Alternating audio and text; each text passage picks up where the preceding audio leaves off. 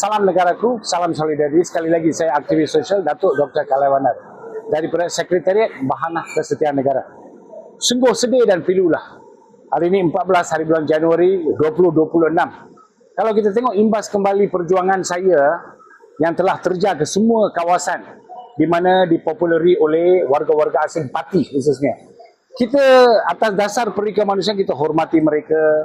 Kita sanjung tinggi, kalau ada buku budi pekerti kita sanjung tinggi. Tapi apabila hak warga negara kita dirampas, dicabul, macam mana perasaan tuan-tuan?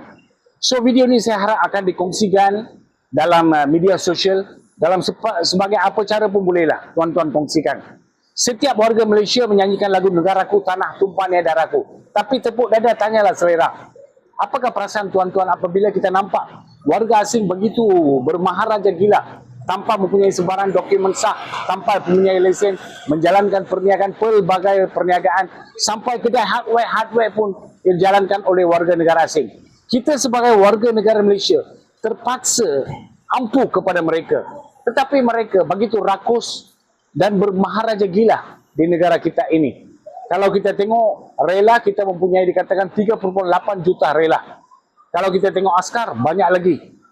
Perpuluhan ribu. Kalau kita tengok anggota polis, itu pun sama. Kalau kita tengok penguat kuasa DBKL pula, kita boleh katakan beratus, lebih kurang 400 sampai 500 anggaran saya. Tetapi Datuk Bandar buat tak tahu.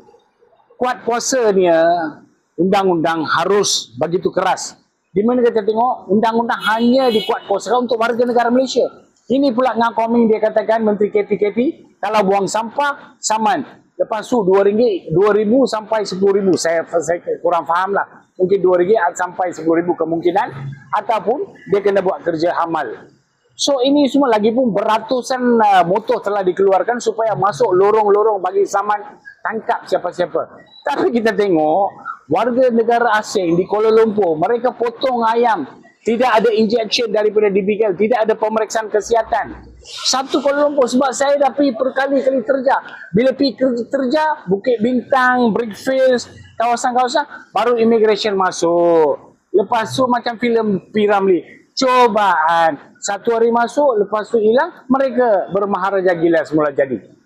Kita ada lebih kurang 21 depot tahanan warga asing. Dianggarkan lebih kurang 21,000 lebih parti ada di sana. Tapi tak cukup. Di mana ni penguatkuasaan harus dilakukan terhadap warga asing. Mereka mencabar kita. Tengok dalam perniagaan wiring, perniagaan ubah suai rumah, perniagaan ubah suai shilling, pipe, semua digondol, dibuat oleh warga asing. Mana perginya warga negara Malaysia? Semua perniagaan digondol oleh warga asing. Kita tengok Pakistan bermaharaja gila, Bangladesh bermaharaja gila.